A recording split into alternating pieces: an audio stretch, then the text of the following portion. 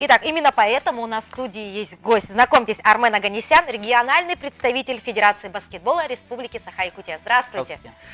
Армен, в этом соревновании вы участвуете как судья. Верно. Расскажите, насколько сложно судить вот такие вот мероприятия такого большого международного масштаба? Сразу скажу, что как бы неважно соревнования международного масштаба или же дворовые какие-то там, баскетбол всегда судить сложно. Не каждый игрок и не каждый человек сможет судить так легко. Как бы надо к этому готовиться, долго идти. Как бы легко не будет. Ну отсюда тогда возникает вопрос. Расскажите, как вы попали в федерацию именно Федерация, баскетбола? как бы я начал заниматься баскетболом еще со школы. Вообще, как стал студентом, меня как бы по федерации привлек Эзнер Константин Юрьевич. Кстати, ему самое главное большое спасибо. Ни разу не жалею, что он меня привлек. Ну, вообще, что ценится именно вот в хорошем баскетболисте? Вот так. Хорошем.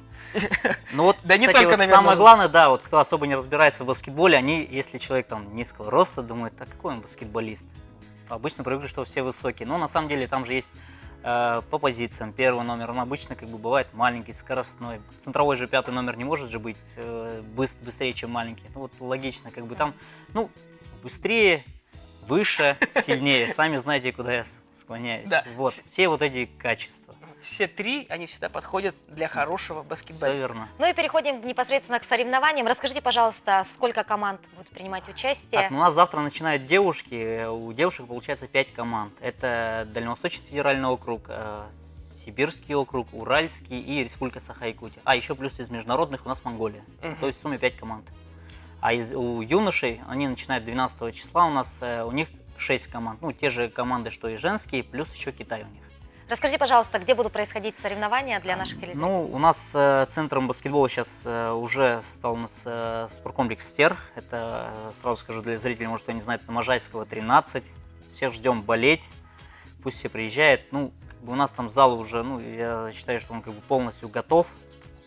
Завтра, я думаю, что будет все на высшем уровне. Но расскажите, сложнее кого судить, какие матчи, взрослые или юношеские? Ну, если честно, я бы сказал, что, наверное, юношеские. Юношеские, даже девушек сложнее судить. Девушек. Вот я и хотела задать вопрос, это как-то актуально.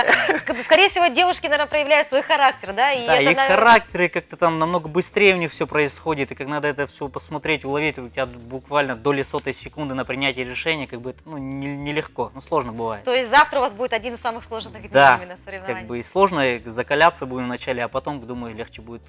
А скажите, пожалуйста, про судейский состав. Расскажите, пожалуйста, именно сколько судей? Ну, у нас от Республики Саха-Якутия заявлено 10 судей. Это 3 судьи в поле, ну, полевые судьи, и 7 судей это секретари.